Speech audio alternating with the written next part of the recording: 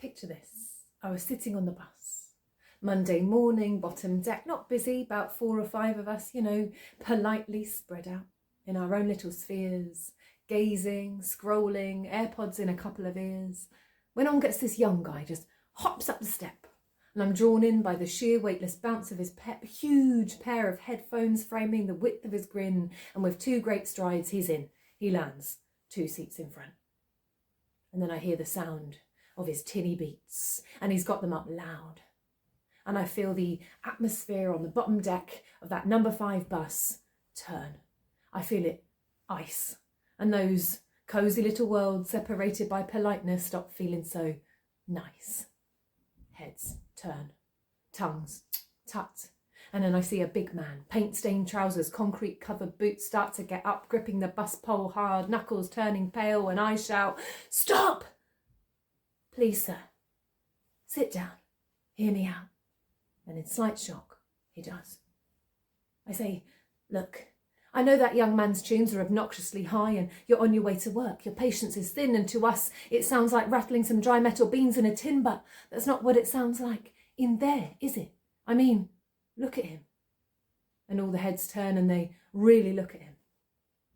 He is oblivious, face pointed out the window, bathed in the early morning sunlight like an angel, eyes closed like a sunbathing cat, simply dripping with pleasure, hot butter and honey, bashing out percussion on his pocket full of money. I continue. Look, someone said that every behaviour is an act of communication, so why don't we just try and figure out what he's trying to tell us before we kill his joy? Because his music's too bloody loud and I'm trying to read. There's a woman in a rainbow lanyard in the back left corner.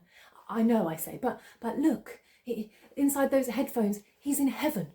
He's his best self. He's who he wants to be. For each 3 minutes of bliss, he's totally free. He's thinking, if this was my wedding or my funeral or the birth of my firstborn child, this is what I'd have playing. This is who I am. I'm channeling eternity. I'm no longer a mortal man. I'm at one with creation. So I will play my soul song loud, and that will let my people know that I am here. Sounds like a tinny racket to me, says an older man in the front seats. I know, I say, but look, he's asking for connection. He's opening a door for us into his soul. We are his people. I think we should go in. You can go in if you like, says the man in the paint-stained trousers. I've got to get to work. Fair enough, I say. I'm going in. So I get up and I bridge the gap between us in a single step.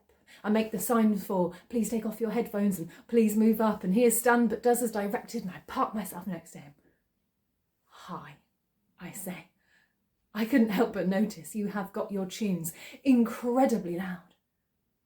Oh, he says, "I'm sorry, should I turn it down?" "No," I say, and I grip his arm, and I sense in his eyes that first hint of alarm. "Don't be sorry, and don't be afraid. What's your name?" Tim." "Hi, Tim. I'm Lorna, and I heard your soul calling to me just now." Tim looks around at the other passengers for help, but they are only intrigued and watch, curious as cows waiting at the gate. "Look," says Tim, "this is my stop. I'm sorry, I've got to get off." "No, Tim." I stand firm. "Tell me about your music, the name of the artist, the track. There's so much I'd like to learn." And then haltingly, and with clear discomfort, Tim begins to speak, and as he does, he starts to visibly relax, noticeably unwind. His words pour forth with passion. I ask him question after question. At one point he says, "Oh, do you like this track too?" "No, Tim, but this is not about me. I'd love to know why you do. Questions are the bridge between souls."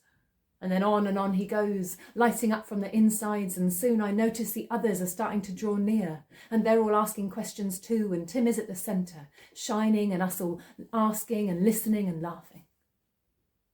After a while, Tim gets up and says, "Guys, this is my stop now, but it's been great." "You don't need to say it, Tim," says the woman in the rainbow lanyard. "We all felt it." And Tim nods, waves to us all, and gets off the bus.